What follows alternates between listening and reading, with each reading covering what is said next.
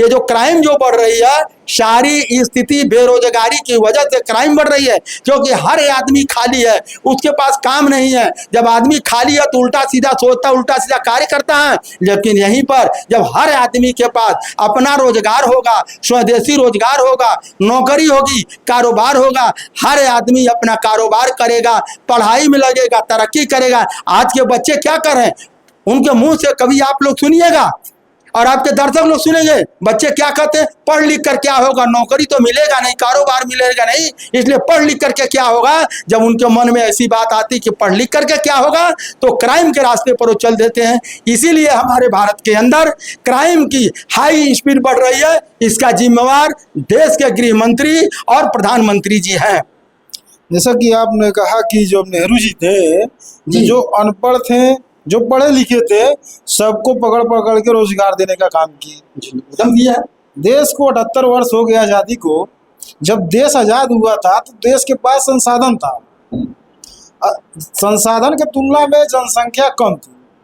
अब संसाधन कम है, जनसंख्या बढ़ गया, तो इसमें वर्तमान की सरकार की क्यों दोषी आप ठहरा? वर्तमान की सरकार एक बार दोषी क्यों नहीं, एक बात बताइए, सारी मिलें बंद करवा दिया, सारा कारोबार बंद करवा दिया।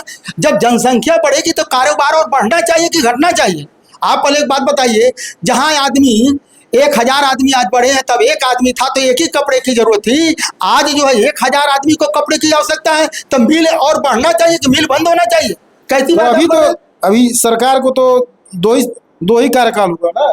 देखिए, अरे भाई, आग लगाना हो तो अब 2 घंटे के अंदर पूरे गांव को जला दीजिए। इनको तो मिल गया 14 साल के अंदर पूरा हमारा देश ही 2014 के बाद हमारे देश ही इन्होंने बर्बाद कर दिया, देश को खत्म कर दिया, जला के रख दिया, सारे रोजगार सारा कारोबार बंद कर दिया। क्राइम की जड़ यही है कि जब आदमी के पास रोजगार नहीं, खाली बैठा है, तो उल्टा सीधा सोचेगा, देश के अंदर क्राइम होगा।